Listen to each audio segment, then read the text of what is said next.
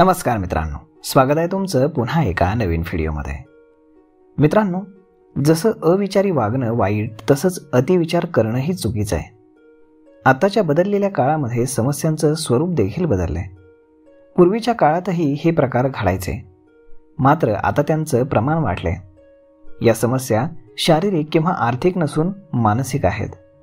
अगदी लहान मुलांपासून विवाहितांपर्यंत सगळ्यांनाच काही ना काही मानसिक ताणतणाव येत असतो.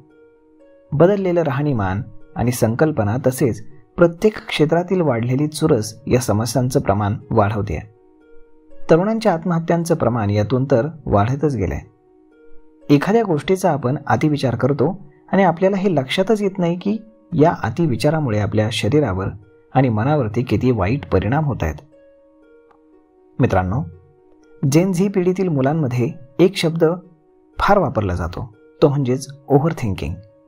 एखाद्या क्षुल्लक गोष्टीवरनं देखील अति ताण डोक्याला देणाऱ्या लोकांना ओव्हर थिंकर्स म्हटलं जातं.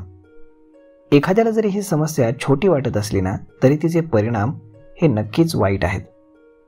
गुरु गोपालदासांपासून मोठमोठ्या डॉक्टरांपर्यंत सर्वच जण ओव्हर थिंकिंग करू नका असा सल्ला आपल्याला देताना दिसतात.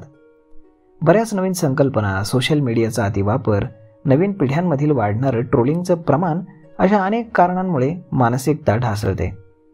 डोक्यामध्ये येणाऱ्या विचारांमधनं मग नको ती पावलं उचलली जातात.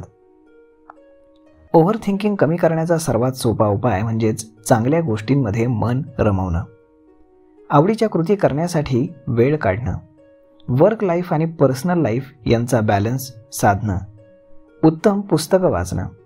सोशल मीडियावरती काय पाहायचं आणि काय नाही याचा विचार करणं. डोक्याला ताण देतील असे विषय न पाहणं. वेब सिरीजच्या बिंच वॉचिंगमुळे डोक्यावरती ताण येतो, तो टाळणं. आपण पाहतो ते विषय जर फार क्रूर असतील तर काल्पनिक गोष्टीसुद्धा मनामध्ये घर करून बसतात, त्यामुळे ते करणं टाळणं. मन प्रफुल्लित राहील असे प्रयत्न करणं आणि तसा विचारही करणं.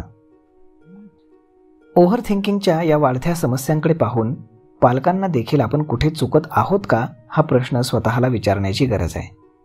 पालकांनी अतिदबाव हा मुलांवरती टाकू नये. नवीन पिढीतील मुलं ही जास्त हळवी आहेत, याचं कारण म्हणजे अति काळजी. तसेच वाढतं व्यसनांचं प्रमाण देखील तितकंच कारणीभूत आहे.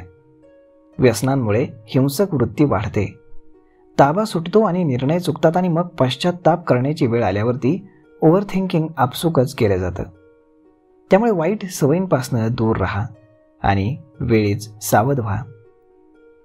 तर मग मित्रांनो, अशा पद्धतीनं जर तुम्ही ओव्हर थिंकिंग करत असाल तर तुम्ही लवकर म्हातारे होताय, मनानं आणि शरीरानं देखील. मग एवढं ओव्हर थिंकिंग करून आपल्याला जायचंय कुठं? कुठेच नाही. त्यामुळे ओव्हर थिंकिंग न करता योग्य तो विचार करावा. तर मग मित्रांनो, आय होप तुम्हाला हा व्हिडिओ, ही माहिती नक्कीच आवडली असेल. जर हा व्हिडिओ तुम्हाला आवडला असेल तर आपल्या जवळच्या मित्रमंडळींसोबत देखील हा व्हिडिओ तुम्ही शेअर करायला विसरू नका. धन्यवाद.